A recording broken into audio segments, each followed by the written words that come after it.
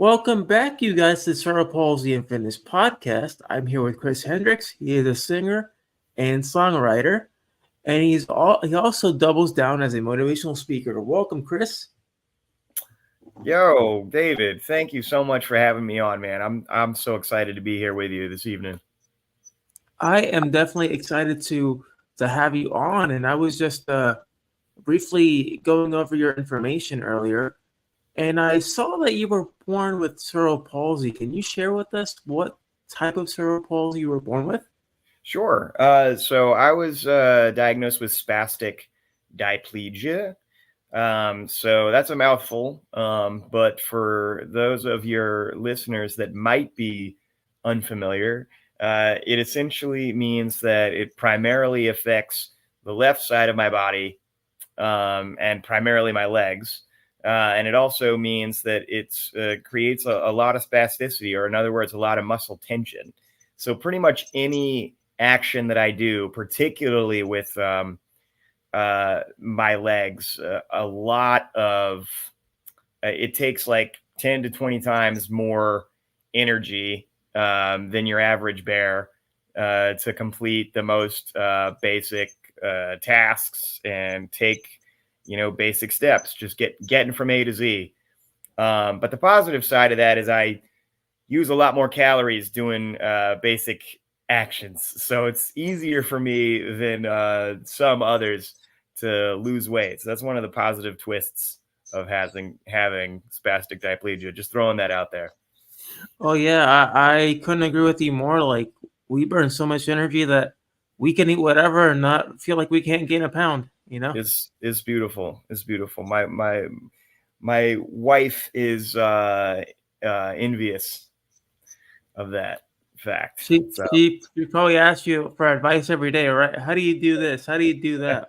That's right. How can it be more like you? You're the one that burns all these calories and burns all this energy. It's a CP thing. It's beautiful. Hey man, that's the thing that you mentioned. Beautiful is the fact that you're willing to accept, yourself, not just as a human, but as somebody that has a physical disability. And I'm sure while you were growing up, you faced obstacles yourself, right? Oh yeah, I mean, infinite. I feel like I'm not alone there, right? Like people with everybody's got. My mother used to tell me over and over again, it's like everybody's got something. Whenever my cerebral palsy would present as a challenge, my mom would remind me that everyone's got challenges that they face, and it always put things into perspective for me. But pretty much from middle school on, I had my share of schoolyard confrontations, bullying, of course, all the cliches you could think of. And then just the challenges of life, navigating my physical surroundings, my social surroundings, and trying to figure out who I was as a person with a disability in a largely able-bodied world. But I was really, really fortunate at the same time. I had parents that were very encouraging. My father is a very, very charming man. It's where I get my musical abilities from. We'll get into that a little bit later. My mom's an extremely determined single mom. My stepdad is one of the smartest human beings on the planet. And luckily I had a village. Not everybody gets a village to raise them. But I had a village.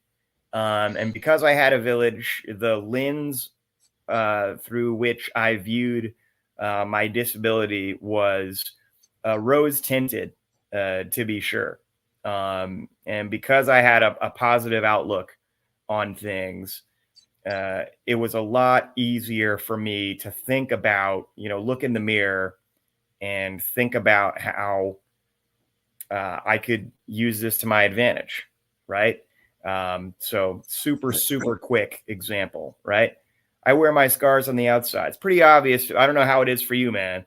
It's pretty obvious to strangers when they come across me that I got something going on, right? Mm-hmm. Like my take on that is it's automatic conversation starter. Like whether they're uncomfortable or not, that's not my deal. I don't have to worry about that. I don't control somebody else's reaction to what my experience is. However, right, the power of wearing your scars on the outside is there's an automatic empathy, there's an automatic vulnerability, and there's an automatic strength, and that's an energy that brings people together in a world that works really, really hard, I think, to push people apart. So, I call that a win any day, man. Do you feel like as a society, as far as like, when it comes to just everyday life and in the workplace and anything we get involved in, do you feel like things are getting better and improving as far as a society with individuals with various disabilities, or do you feel like there's still work to be done? The truth is, it's both. Things are getting better with things like diversity, equity, and inclusion. Things are getting better when it's done right, because diversity, equity, and inclusion can be done wrong. People with disabilities especially can be overly angelized, I call it, right? There's an assumption that we're all sweethearts and we could never do wrong, right? The opposite, right? There's something wrong with us on the outside, so there must be something wrong with us on the inside, right? That's wrong too. So I think there's still work to be done there. I think it's a massive maze that we're all just trying so hard to navigate. I think that society, this is just my take. There's still work to be done.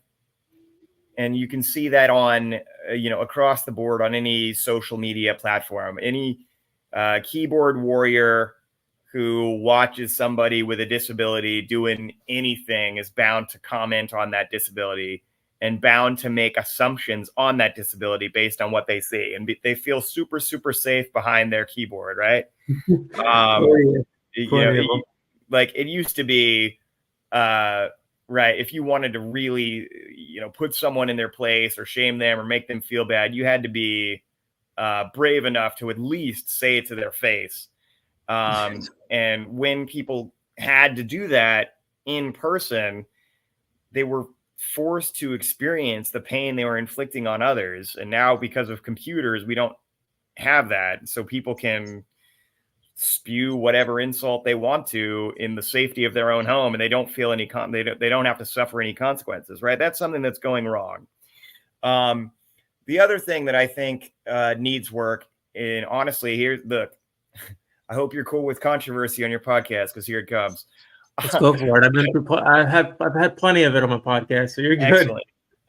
Well, look, I think in order for people with disabilities, I think that if people with disabilities want to continue to move forward in society, we have got to change the way we look at ourselves. We cannot depend on an able-bodied society to look at us a certain way in order to succeed. We spend so much time as a culture, and I'm talking about the culture of disability here, right? We spend so much time as a culture focusing on the challenges we face, right? I have a disability, so I got to go on Medicaid, or I have a disability, so it's really hard for me to get up in the morning, or I have a disability, so it's really hard for me to meet somebody and have a girlfriend. I have a disability, so it's really hard for me to make friends. Okay, what if you flip the script on that, right? What if we shifted the focus a little bit and said, I wear my scars on the outside, so I stand out. I wear my scars on the outside. That creates a sense of vulnerability and empathy. I wear my scars on the outside, so that creates a magnetic energy. People are drawn to me, whether they like it or not. And when they're drawn to me, me as the person with the disability can handle that situation any way that I want to. How about, I have a disability, so my parking is awesome, right? Like, it's all about perspective, right? And as soon as we adopt that perspective, my man, and not just me, not just you, but as a culture, that's when we change the game. That's when we flip the script. That's when not just doors open for us, but like highways, landscapes, maps. Like we can go any direction that we want to as soon as our mindset as a culture changes. to the value, from the challenges that we face to the value that we bring to the table. We better know our value if we want a seat at the table, man. That's all I got to say. I have to agree with you 1,000%. And one of the things I feel like you would have mentioned too is the job market. Like I often, and I don't want to sound condescending, but there's people out there that say, "Oh, I can't have a job because I have this. I can't have a job because I have that." Yes, you can. You have certain abilities that an employer can use you for. Oh my goodness, especially with the advent of the technology that we have now, 2024, the amount of remote jobs that exist right now. I work remotely. Right. I work hybrid. Okay. It's made my life infinitely easier. And let me preface everything by saying, look, I understand that I don't speak for every person with a disability. I understand everybody's disability is different. Everybody's experience is different. Not everybody wears their scars on the outside like me. A lot of people have disabilities that are hidden disabilities, intellectual and developmental disabilities that run deeper and more complex, right? I could never speak for every single person out there with a disability, but mindset is an energy, and we live in a creative job market. Creativity rules the world right now. You are creating your own brand right now, David, with this podcast. You have done it. You are doing it successfully, interviewing WWE superstars. And I'll tell you what, man, like if you could go out there and interview your heroes that you grew up watching, then a person with any condition, but if they have the heart, and I'll say the cognitive ability to take their heart and put it out there in a way that's honest and eloquent and open, you can create your own income stream, and run your own business. And that's another thing, man. The job market. People focus on the typical jobs. There's just so much beyond the scope of typical jobs now. You can have as a person with a disability, you can have a job. You can go get a job with benefits, so you don't have to depend on your benefits. Or there's an infinite amount of side hustles, and just income earning opportunities. I'll tell you a quick story. I know a dude with severe cerebral palsy who requires 24/7 care. He's got two aides to help handle activities of daily living. All right. So I'm talking about very, very complex situation. The dude sells ant farms online.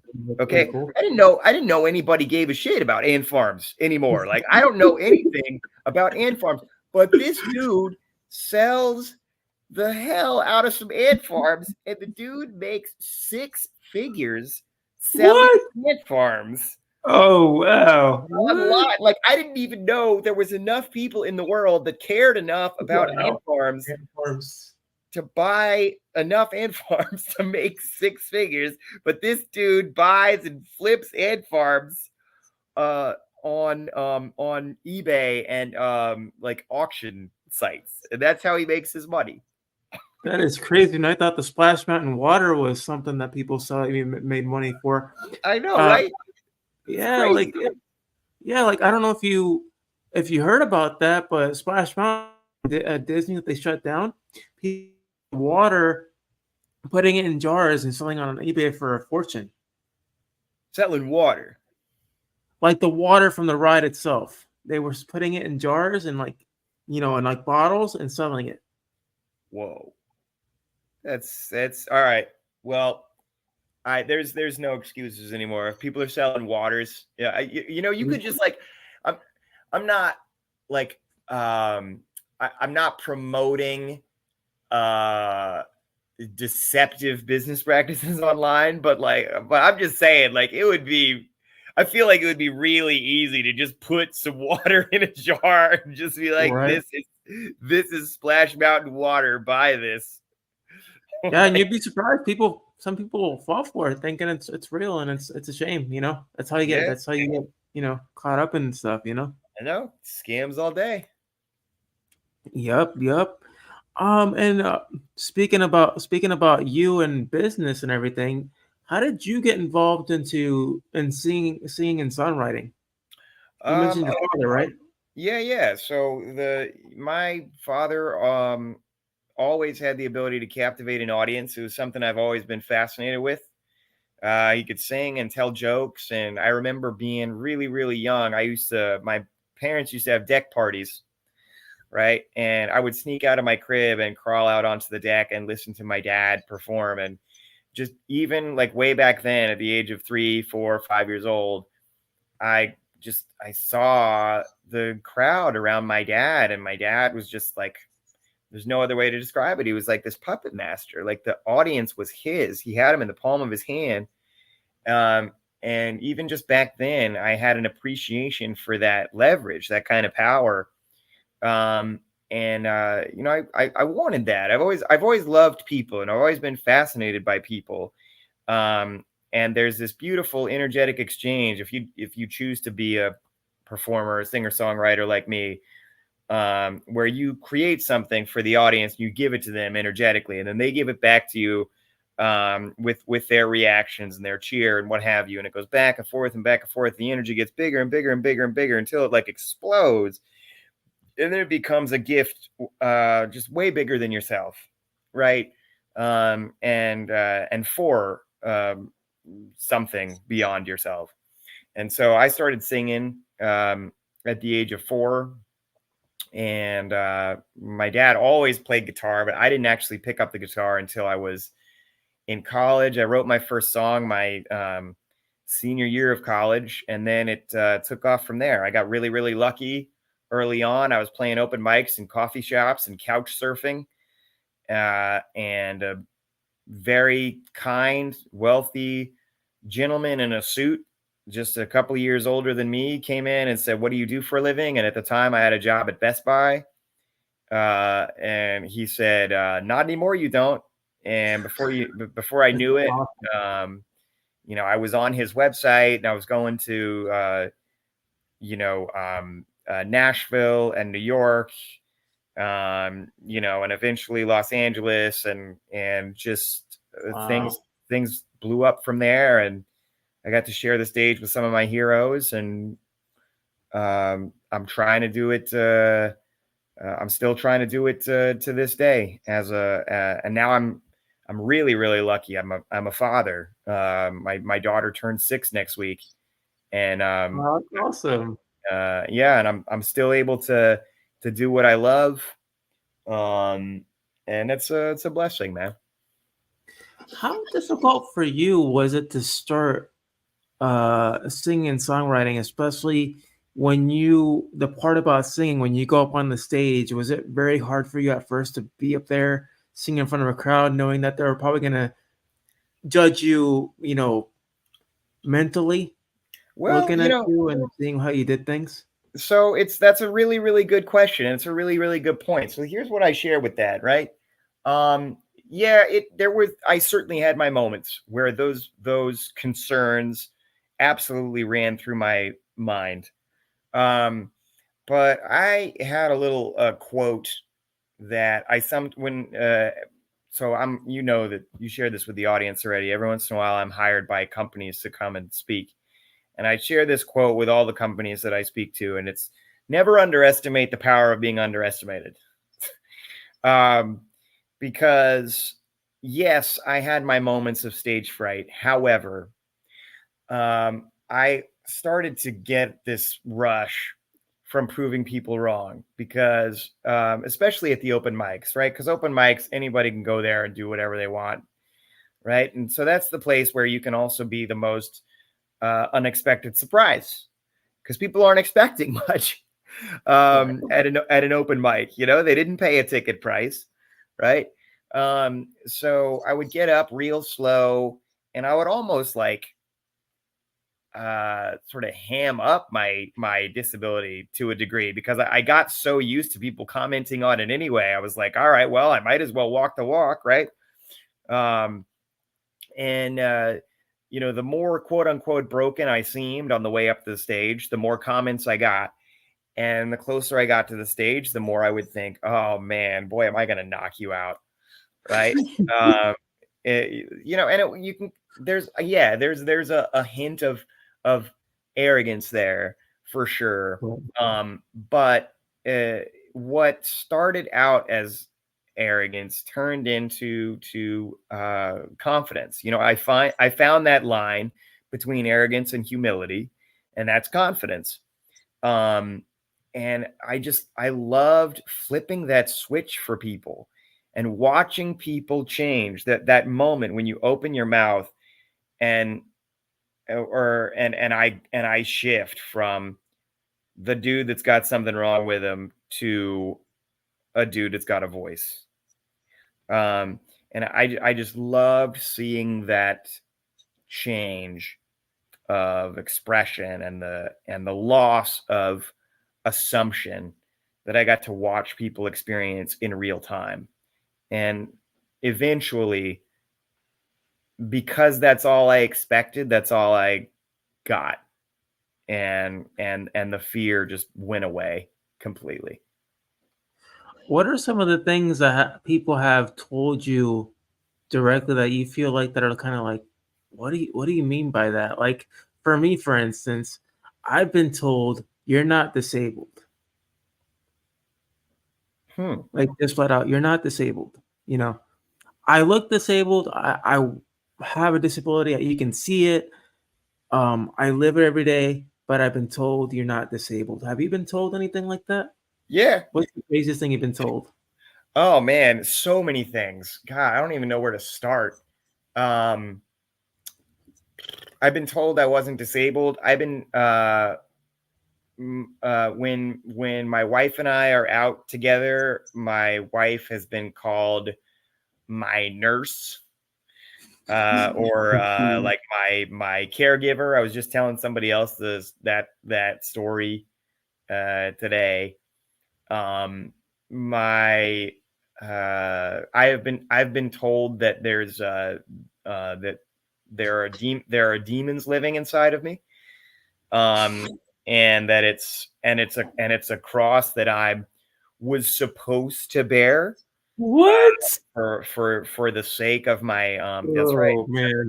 that's right. It was I've been told that it was the sins of my parents or my parents' parents, and that's why I have cerebral palsy. There's been some crazy religious stuff associated with what I got going on. I'll tell you the funniest, weirdest thing is both you and I are fans of wrestling, right? And along with wrestling comes a passion for fitness. That's why we're on this podcast together. Oh yeah, right? That's right. Okay. All right. So I lift all the time. It's a really big part of my life. And one of the things that happens regularly, not just every once in a while, but regularly, is that someone will ask to lay their hands on me while I'm lifting and pray for me. And don't get me wrong, look, I'm all about prayer and the power of prayer. It's a beautiful thing, and leaning into that is a beautiful thing. But come on, like, read the room. And I've literally there's been times when I'm doing pull-ups and someone will lay their hand on my shoulder while I'm doing pull-ups and be like this. While I'm like wow, and pray for me while in the middle of doing pull-ups. And it is the most awkward, uncomfortable, cringy situation. Right. And the fact that it has happened enough times for me to say that it's not a rare occurrence is disturbing to me. Yeah, it's like I said, I of course, I'm the same way. I obviously I respect, religion, and obviously I respect everybody and their culture and whatnot, Sure. but there's a time and a place for it, Absolutely. You nailed it. Time and the place. And it's not in the gym at 4 o'clock when I'm trying to finish and get home for the day. Like, there's just. I mean, I've had people come up to me for a picture in the gym. Like, yeah, that's, dude, me too. That's the weirdest. That's crazy. I've had people come up to me for the picture. Have you gotten like the really intense handshake? Does that happen to you? Oh, that too. Yeah. Sometimes I want to say like, okay, so you wanted a picture, so do you have $20? I know, right? We should totally use it to make money. Yeah, just charge people. Like $20 picture. So here's some truth, right? Here's some truth with that, right? Going back to something that we touched on earlier, right? We can't control how other people respond to our condition, right? So, and if we accept that, again, and I think we need to accept this as a culture, right? I totally understand a person with a disability being frustrated if someone if they're constantly told they're an inspiration, et cetera, et cetera. I mean, you've heard it all. But here's the thing. We can't control that. So the only thing that we can do is accept it. And if that is how someone receives us, then that's on them. And we made and as cliche as it sounds, if we made their day better simply by existing, then good for them and good for us, right? You just gotta be like, you just gotta be okay with it. And along with being okay with it, we have to continue to teach people. We have to continue to open their eyes. And remind them that, we don't deserve any participation medals for waking up in the morning. Right. It's one of those things like, oh, you did it today, you get a gold star. I'm like, I mean, okay. I mean, I get a gold star, but what am I going to do with this? There's nothing of value behind it. And honestly, to that point, right? So I'm a musician. I put music out there. I'm on Spotify. I'm on iTunes, blah, blah, blah, blah, blah. If someone wants to buy my music because they love my music and I make my money that way, then good on them. That's great. If someone wants to be a moron and feel sorry for me and buy my music because they feel sorry for me, their money still winds up in my bank account. That's not my problem. Right. And it's like people with the comments on people's channels and stuff. Like I have trolls comment on my channel sometimes, some of the craziest stuff. And I comment below them. I'm like, thank you for commenting, because now you're pushing my content out there. I know, exactly. It just pushes. I post in ghosts, man. I don't even, man, the troll. Do you know? Okay. Speaking of comments, my first viral video was because of trolls. I did a cover of an old Lady Gaga song way back in the day called Poker Face. Oh, yeah, Poker Face. Very popular back in the day. Yeah. So right around the time that came out, I was not in a good living. I didn't know where I was living. I was between houses. I was between couches. I was wearing raggedy clothes. I had just met my manager, and my manager let me film this video in his apartment. And let's just say in that video, just because of how energetic I am when I perform, my disability is super obvious when I perform, right? I'm not hiding it from anybody. Well, it sparked this argument in the YouTube comments. And there was the first comment was like, something's wrong with him. I can't figure out what it is. And the next comment was like, don't make fun of him. Shut up. Stop it. Right? And then this created this internet argument. And then the video went viral, and it just helped my career because since the video went viral, they used a clip of that video, that Lady Gaga performance, for the Grammy ad that year. So my video made it onto the Grammys because somebody was an idiot. That's crazy. Right? But that's good for you because you get exposure. I know, right? It's great. So please comment away. It's not my fault you don't know anything. You're like, Thank you for being such a ignorant because you allowed me to give more exposures. I know. Thank you so much for being a tool. Please continue Right, to be a tool. Yeah. right. You never know.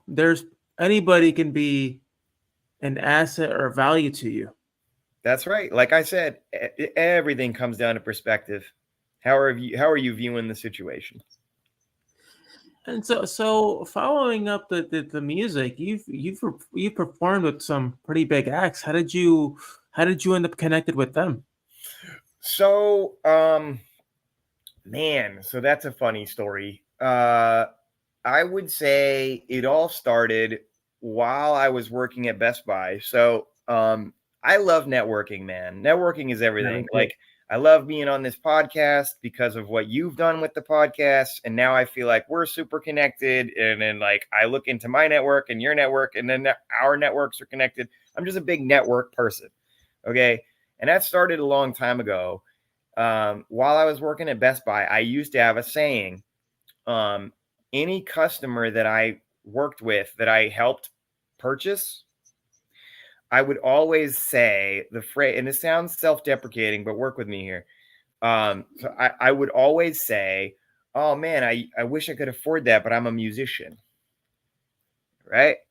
So I would always figure out a way. I would always drop the line that I was a musician. And the first little tour that I went on, I mean, it was a big tour for me. But these gentlemen had come in to buy some TVs. And I sold them the TVs. And I said, man, those look like nice TVs. I wish I could afford that, but I'm a musician. And one of them stopped and looked at the other. And they said, you're a musician, huh? And I said, yeah. I said, do you have anything on YouTube? And I said, yeah. And I sent them a video of mine. This was even before the Lady Gaga thing. And I sent them a video. And they watched it. And a couple weeks later, I got a call. This was around Christmas. And they called and they said, hey, we watched your YouTube video. We're Amy Grant's tour manager. We're wondering if you'd like to go on tour with Amy Grant. And that was my first tour. And that's how it started. And honestly, man, I've had just this weird encounters with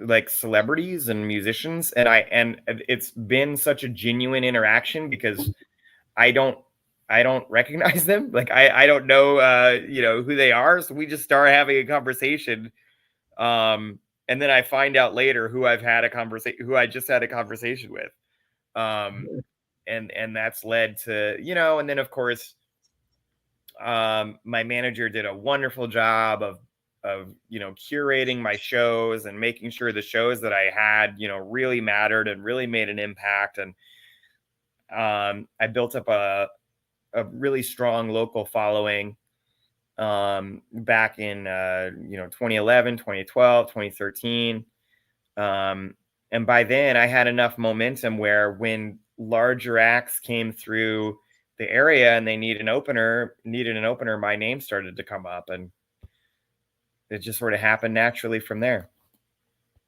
That's awesome. And like, that's the thing is when you keep on going and you really want something and you are genuine and you're kind, that's when the opportunities happen. Like for me, when I had interviewed that superstar, a friend of mine who is actually essentially in the business, he's in the wrestling business. Wow. He actually talked to Riddle himself. Like I was literally like a couple feet away, and he's like, yo, my friend's got a podcast. I've been on his podcast. Can you give him the opportunity to interview? He's like, and he comes up to me and says, what do you want to do? You want to do it here? You want to do it now? Let's go ahead and do it, man. I want to do it for you. So I interviewed him, and then a couple minutes later, Teddy Long? Yeah. He actually did a promo shout out of my podcast, and I have a video of it. You're kidding me. And at the end, he says, you'll go one-on-one with The Undertaker. Dude, is that what helped your Instagram start blowing up? Oh, the Riddle interview. The Riddle actually tagged himself on my post, and it posted on his page. and he has over 800,000 followers. Wow, And dude, that good for you. it's blew up for about 2 weeks. That's It was amazing, man. nonstop. That's amazing. I'm And so happy for you. yeah, and I'm always, I tagged everybody that obviously gave me this opportunity, because I was actually, it all started with this podcast, this wrestling podcast I did last year with a friend. And so he actually connected me with the founder of a convention up in St. Augustine, a wrestling convention. He's like, I want you to be a part of my media crew for this year's convention. And so I got to be around names like Mick Foley. We're talking Get about the out of here. Godfather. Get We're out of talking here. about Boogeyman. Who else is there? Trish, Lita, the Hardys. I met the Hardys. Oh man. I hear great things about the Hardy Boys. I hear they're awesome humans. Yeah, they are. They're good people, and they actually had their kids with them, and Rebby was there, and it was really cool. I mean, getting to interact, and I also got to connect with local talent, local wrestlers in the area that I have interviews with pretty soon that I'll be interviewing on my channel. So, for me, it's about variety. I like to bring variety into this show. I was gonna say, man, I feel kind of bad. I lift weights, but I'm just like, I certainly, you don't want me in the ring. I will lose the match for you. It will not go well. Oh yeah, I couldn't be in the ring myself. So I mean, I could be a manager and be a mouthpiece and do commentary, but I believe that. yeah, man. Hey, so you actually not just perform with these big acts like Amy Grant, but you actually had a song called Noise that was actually used in the Carolina Hurricanes and Florida Panthers games, right? Yeah. Actually, it's kind of cool, man. The song has seen some resurgence. I'm fortunate that the people that used to work for the Carolina Hurricanes and the Carolina Panthers got work with the LA Chargers, the NFL team. And so some of my songs were played for the NFL actually as well. And now those same people are now working for the Detroit Red Wings and the Detroit Tigers. So I'm working on if I get lucky and everything works out, then the song will be part of their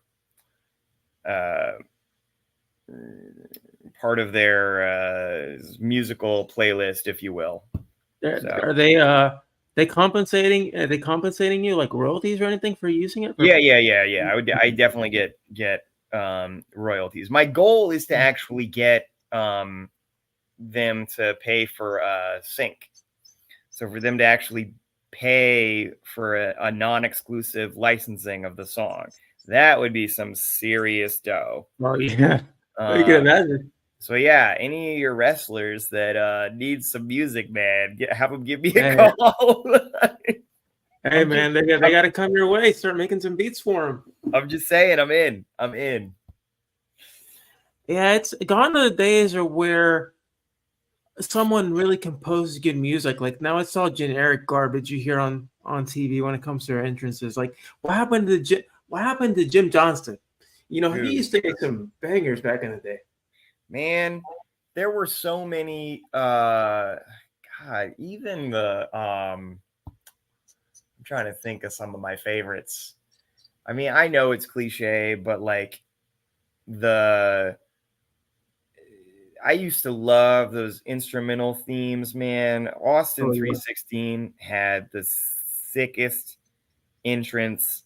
I was a huge fan of Undertaker, the dark cinematic opening. Mankind, like just those classic entrances were next level to me.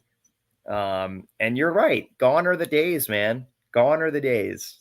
Our actual good music, good entrance music now everything sounds pretty much the same. It's either techno or something, really upbeat, and like, but yet you have somebody like Tony Khan who's shelling out the cash for the actual licensing for certain songs. Like Rob Van Dam, he came out to Panthera. RVD, that's right. Yeah, he came, and then Brian Danielson, he came out to the Final Countdown. They paid for the licensing for that. That's right. Oh Yeah, man, Forbidden Door. Yeah, he came out to that. I'm like, you got WWE here, like you have the money. You got the money, exactly. Get the licensing, get the song. You got the money. That's why I'm going when I'm, in my talks with the people that work with these sports teams, I'm like, don't talk to me about not having the cash.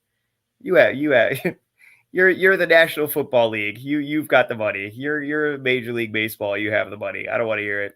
You've got the money. Yeah, like I mean, you're not spending it on nothing, that's not worth anything. You're helping someone elevate even further by having their actual theme song. Rising tide lifts all boats. You want people to watch your product. Spend that money on something that can be useful for them, for your talent. Right. That's right. As a matter of fact, before our podcast today, man, I just negotiated I'm writing a song and doing this thing for a media company. Actually, as of today. So hopefully that'll generate some more traction. But one song, one podcast, one motivational speech at a time, man. Yeah, you have to, and don't give up on yourself. It's like my buddy said when he talked to Riddle, he's like, remember, always start small, and then the big things happen for you. So now all these and all these small little interviews that I'm doing, people, I'm actually essentially not just helping myself, but I'm helping others succeed as well, and then turn those opportunities, like with you, with everybody else, that's what opens doors. Amen, man. Other opportunity, the networking, like you mentioned earlier, networking all day. And for you, it's obviously it's been very successful, and of course we still have a lot to work on ourselves, but we're doing the best that we can. That's all we can do. That's all we can do. Hey, brother, so what are some words of wisdom you'd like to leave us off on the podcast here? Said it before, I'll say it again. Never underestimate the power of being underestimated. Never see, or I won't say never, do everything in your power to see the value in your condition. Yes. Exactly. Look, I personally call it a condition. People can feel really, really empowered by calling it a disability. That's totally cool. I'm totally down with that. I know lots of people who really, really feel connected to the culture when they call their condition a disability. I personally call what I have a condition because the word condition doesn't have anything necessarily positive or negative associated with it. It's just a catalyst. And then I get to decide whether that catalyst is positive or negative. So I was diagnosed with a condition called cerebral palsy. And as far as I'm concerned, it makes me a great networker, and I get to park closer than you for the rest of my life. I love that. I love the way you did the podcast, and it's been a pleasure really having you on and really hearing your experiences. And I hope and I definitely wish you the best and whatever you're continuing on with your music or motivational speaking or any other venture you're getting involved in. Bro, let's stay in touch, man. This is just round one. Oh yeah, we have to. I always like to expand on podcasts and whatever we're doing. So we definitely have to stay in touch for sure. Anything I can do, let me know. All right, you guys. Well, thank you, Chris, for being on. If you guys like to listen to this podcast, you can go on Spotify, iTunes, YouTube, and every other major podcasting outlet out there. And as always, until next time, and be safe out there. And like we said earlier, we have the best parking out there out of anybody. So don't be messing with us.